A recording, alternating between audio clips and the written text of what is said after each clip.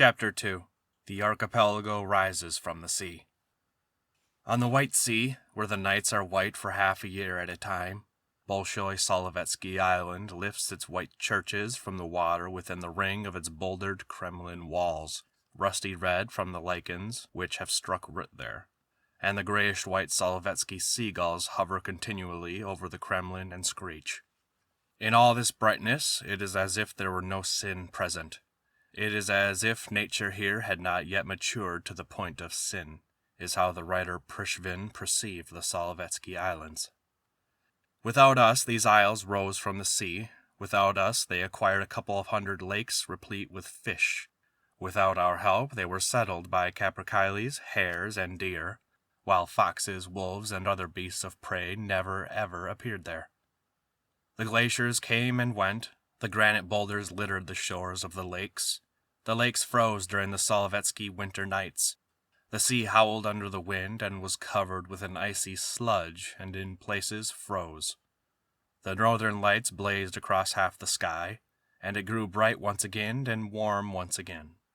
And the fir trees grew and thickened, and the birds cackled and called, and the young deer trumpeted, and the planet circled through all world history, and kingdoms fell and rose, and here there were still no beasts of prey and no human being. Sometimes the men of Novgorod landed there, and they counted the islands as belonging to their Obonzeskaya Piatina. Karelians lived there too, 100 years after the Kulikovo field and 1,000 years before the GPU. The monks of Savati and German crossed the mother-of-pearl sea in a tiny boat and came to look on this island, without a beast of prey as sacred. The Solovetsky monastery began with them. Military thought it was impermissible for some sort of feckless monks just to live on just an island. The island was on the borders of the great empire, and, consequently, it was required to fight with the Swedes, the Danes, the English, and, consequently, it was required to build a fortress with walls 8 yards thick, and raise up 8 towers on the walls, and to make narrow embrasures in them, and to provide for a vigilant watch from the cathedral bell tower. Prison thought, how glorious! Good stone walls, standing on a separate island. What a good place to confine important criminals, and with someone already there to provide guard. We won't interfere with their saving their souls, just guard our prisoners. Had Savati thought about that when he landed on the Holy Island? They imprisoned church heretics here and political heretics as well. But when power passed into the hands of the workers, what was to be done with these malevolent parasitical monks? They sent commissars, socially tried and true leaders, and they proclaimed the monastery a state farm, and ordered the monks to pray less and work harder for the benefit of the workers and the peasants. The monks worked, and their herring, which was astonishing in its flavor, and which they had been able to catch because of their special knowledge of where and when to cast nets, was shipped off to Moscow to be used for the Kremlin tables.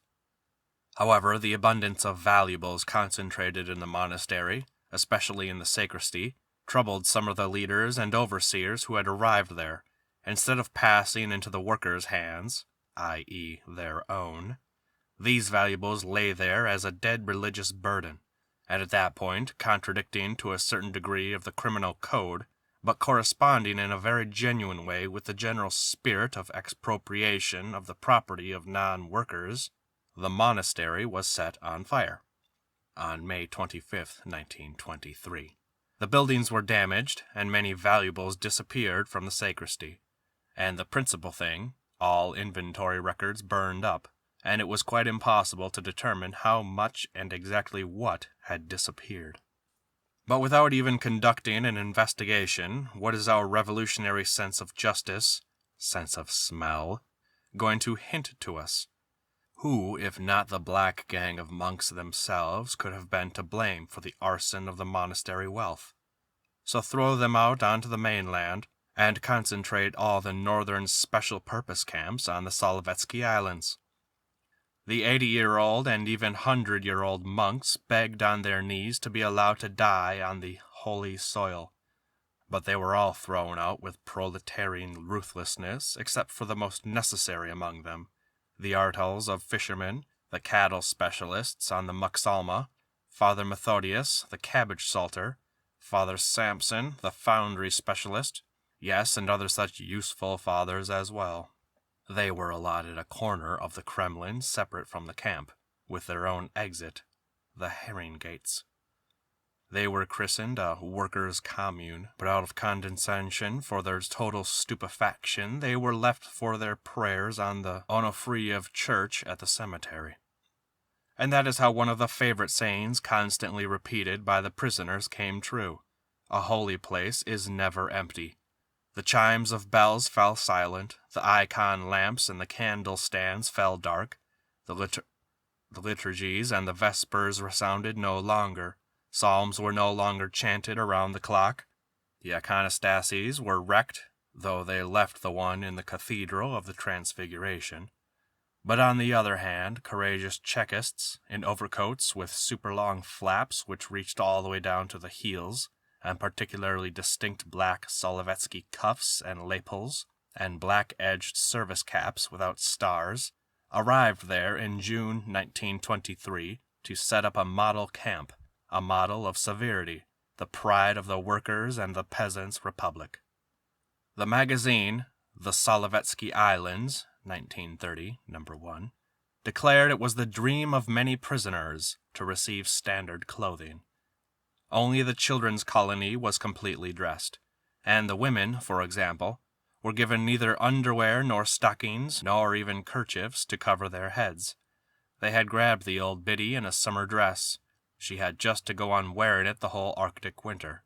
Because of this, many prisoners remained in their company quarters in nothing but their underwear, and no one chased them out to work. Government-issue clothing was so precious that no one on Solovki found the following scene either astonishing or weird. In the middle of winter, a prisoner undressed and took his shoes off near the Kremlin, then carefully handed in his uniform and ran naked for 200 yards to another group of people, where he was given clothes to put on.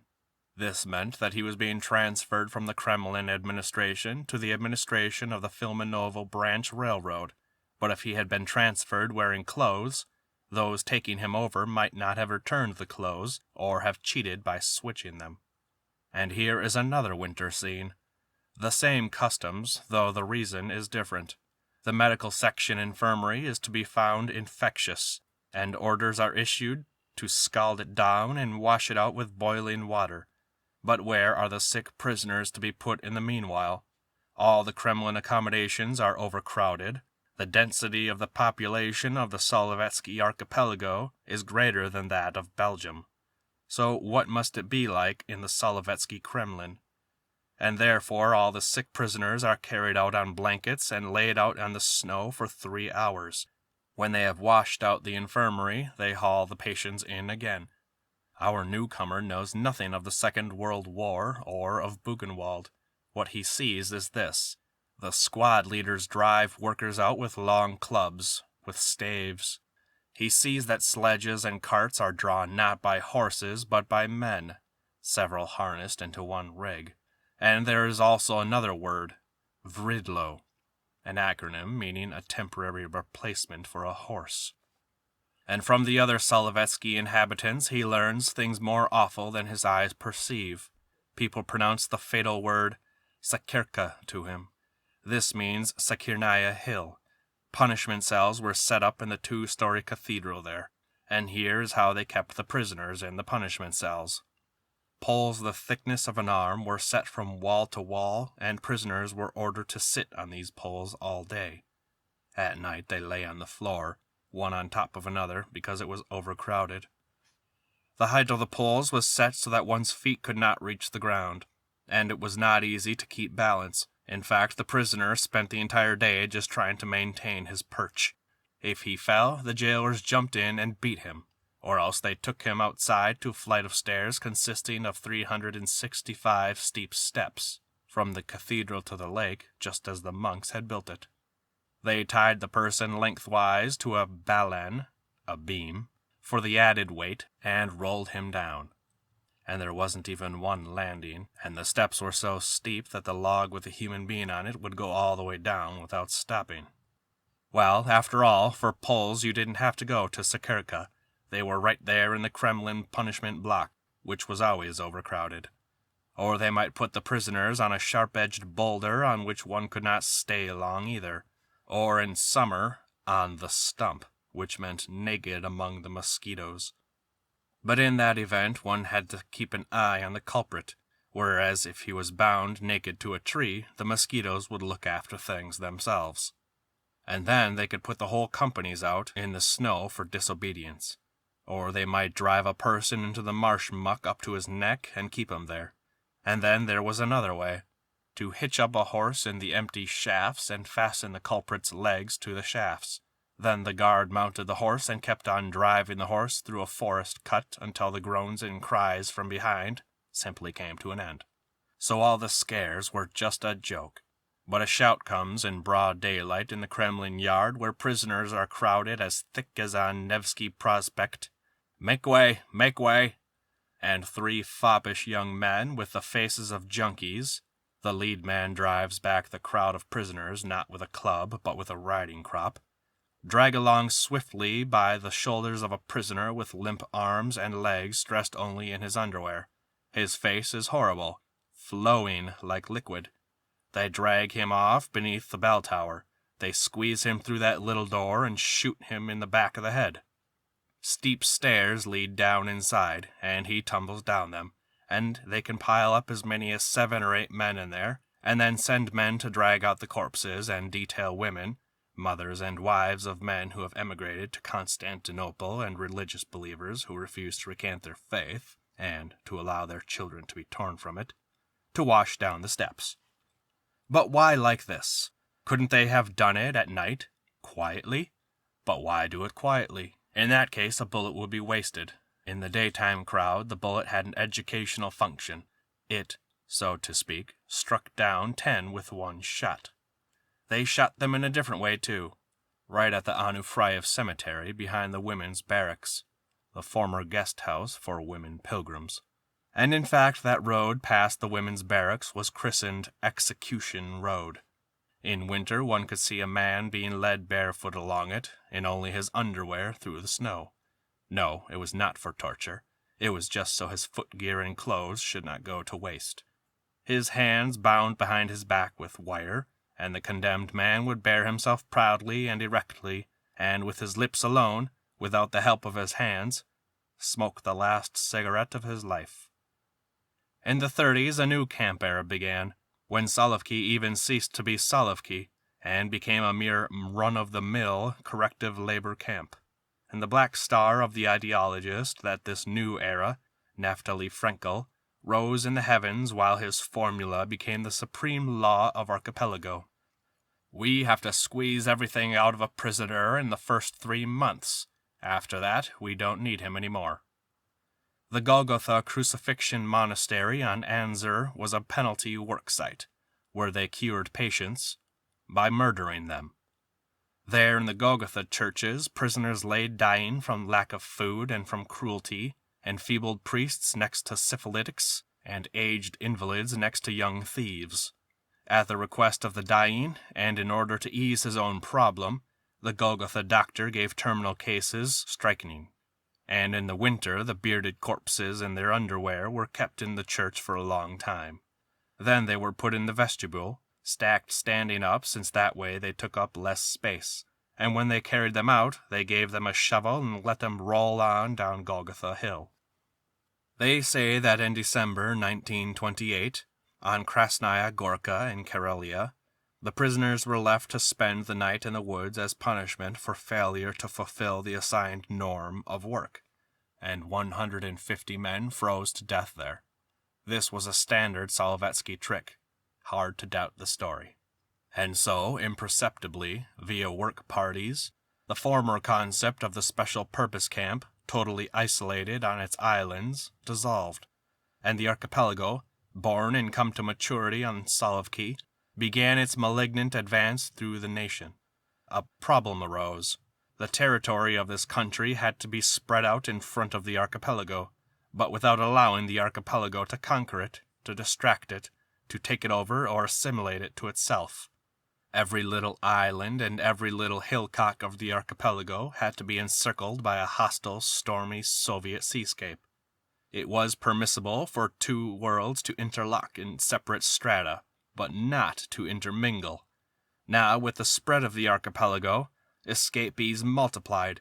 There was the hopelessness of the logging and road-building work parties, yet at the same time there was a whole continent beneath the feet of the escapees. So there was hope in spite of it all.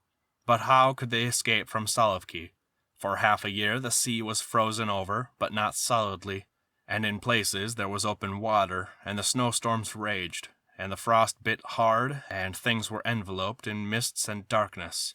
And in the spring, and for a large part of the summer, there were long white nights with clear visibility over long distances for the patrolling cutters.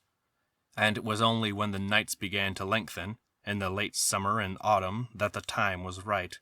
Not for prisoners in the Kremlin, of course, but for those who were out in work parties, where a prisoner might have freedom of movement and time to build a boat or even a raft near the shore, and to cast off at night, even just riding off on a log for that matter, and strike out at random, hoping above all to encounter a foreign ship.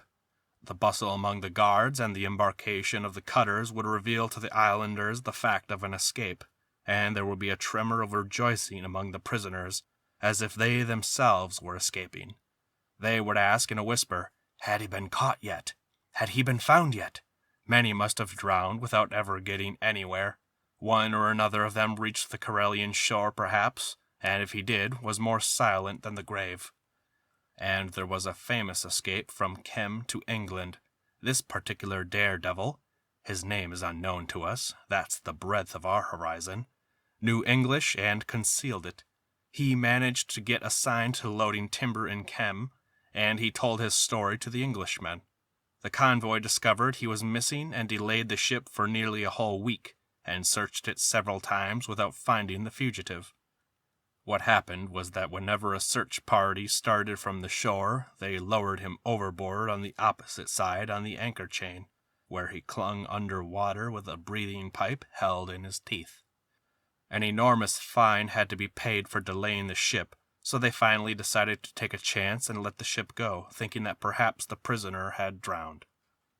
Then a book came out in England, even it would seem, in more than one printing, evidently An Island Hell by S.A. Malsagoff. This book astounded Europe, and no doubt they accused its fugitive author of exaggerating, for, after all, the friends of the New Society could not permit themselves to believe this slanderous volume, because it contradicted what was already well known. The newspaper Rodafan had described Solovetsky as a paradise, and we hope that the paper's correspondent spent time in the archipelago later on. And it also contradicted those albums about Solovetsky disseminated by Soviet diplomatic missions in Europe, fine quality paper and true-to-life photographs of the cozy monks' cells. Slander or not, the breach had been a misfortune, and so a commission of V.T. Sick, under the chairman of the conscience of the party, Comrade Saltz, was sent off to find out what was going on there on those Solovetsky Islands, for of course they didn't have the least idea. But in fact, the commission merely rode along the Murmansk Railroad, and they didn't do much of anything even there. And they thought it right to send to the islands, no, implore to go there, none less than the great proletarian writer Maxim Gorky, who had recently returned to live in the proletarian fatherland. His testimony would be the very best refutation of that repulsive foreign forgery.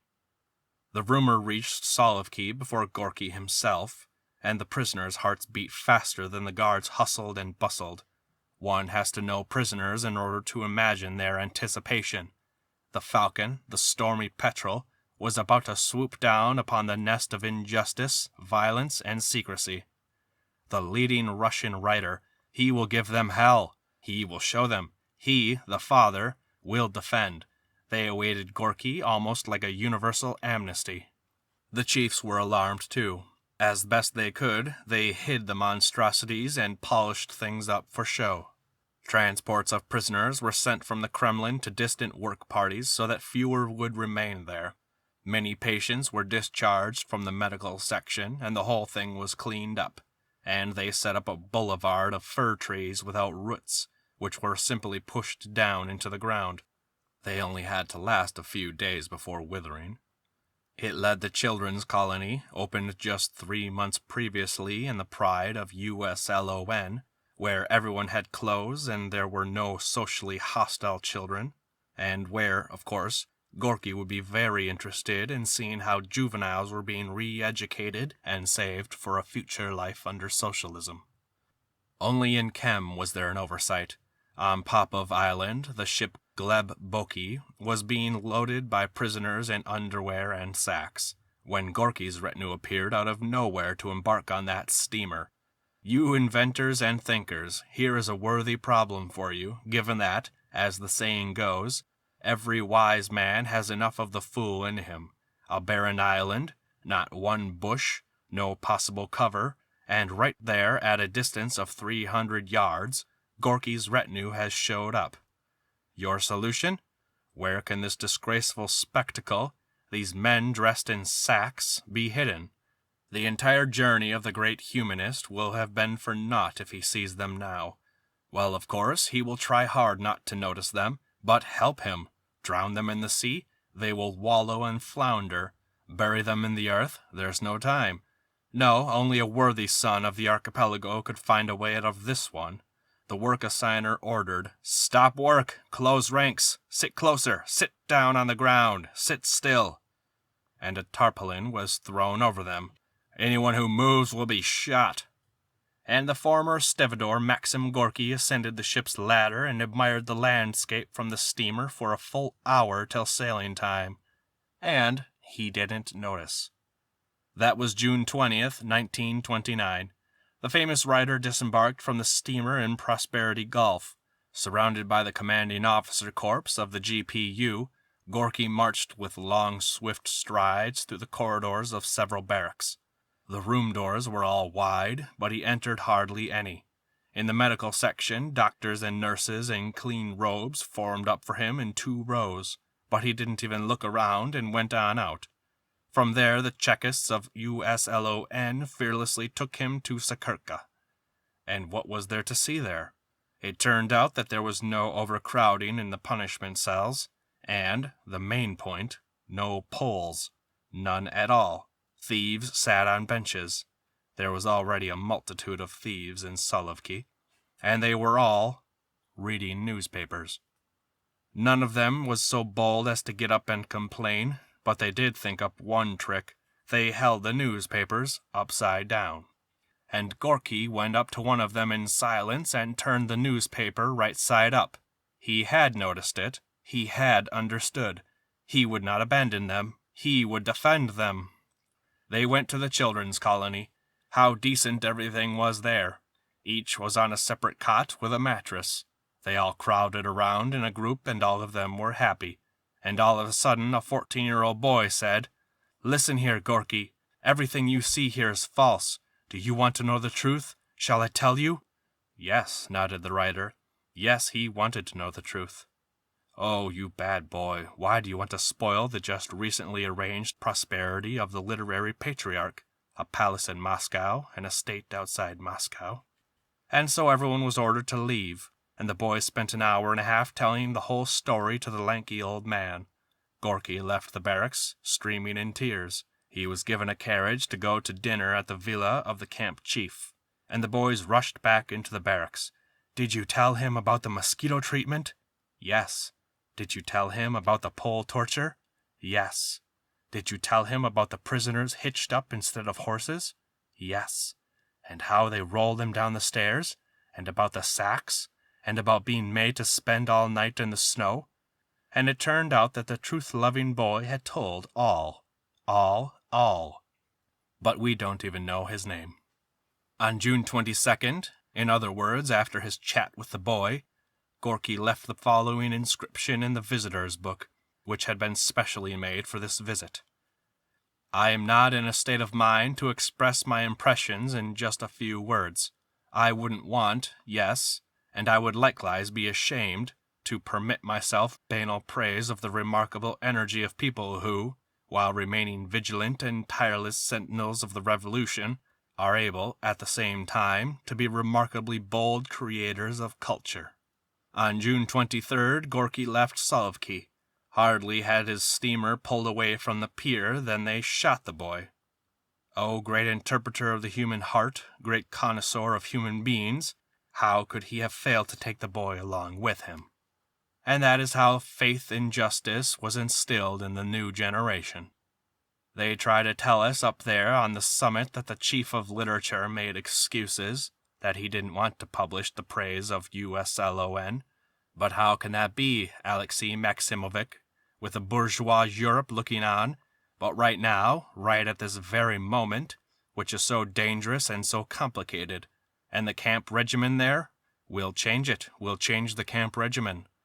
And he did publish his statement, and it was republished over and over in the big free press, both our own and that of the West, claiming it was nonsense to frighten people with Solovetsky, and that the prisoners lived remarkably well there and were being well reformed.